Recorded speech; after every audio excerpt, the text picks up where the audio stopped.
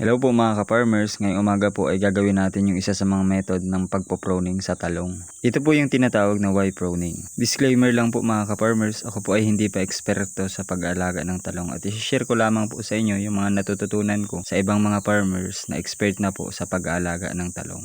Ano nga ba ang Y pruning? Paano ito gawin? At ano yung mga benefits na makukuha natin sa pag-Y pruning? Sa paggawa po mga ka-farmers ng Y pruning, ito po yung pagpuputol natin ng mga sanga at dahon sa mababang parte ng ating talong. At ititira po natin yung letter Y. So, ito na po mga ka-farmers yung magiging pinaka-base ng ating mga talong. Sa pamamaraan nga pong ito mga ka-farmers ay natutulungan natin yung ating mga talong na mag-produce ng quality at napakagandang mga bunga. Dahil hindi na po nakukuha ng mga dahon at sanga sa mababang parte yung mga nutrients na kailangan ng mga bulaklak at bunga nasa itaas po ng ating mga talong.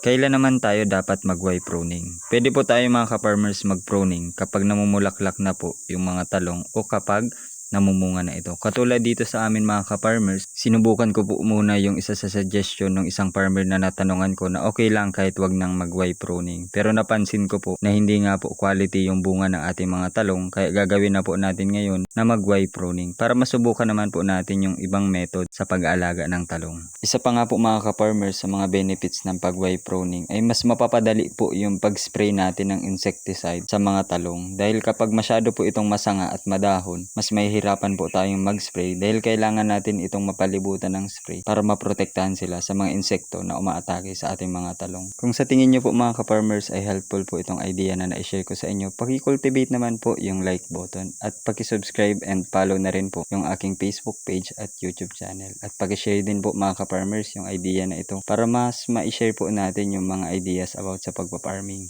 After ko nga po mga ka-farmers mag-Y pruning ay magdidilig naman po ako nitong ating ginawa na swamp fertilizer sa ating mga talong. Sa mga nagtatanong po pala mga ka-farmers kung pwede po itong swamp fertilizer sa ornamental plants, pwede po mga ka-farmers dahil ito po ay organic kaya safe na safe po itong gamitin sa ating mga pananim. Sa mga nagtatanong din po mga ka-farmers kung ito po ba ay pwede pa ring idilig kahit lampas ng isang linggo o isang linggo nang nakababad yung mga organic materials. Oo mga ka-farmers, pwede pa rin natin itong i-apply sa ating mga halaman at pananim. At yung iba rin po na nagtatanong kung maamoy ba itong swamp fertilizer, maamoy po talaga mga ka-farmers itong ating swamp fertilizer dahil na bubulok po yung mga organic materials na ating inilalagay dito sa ating swamp fertilizer.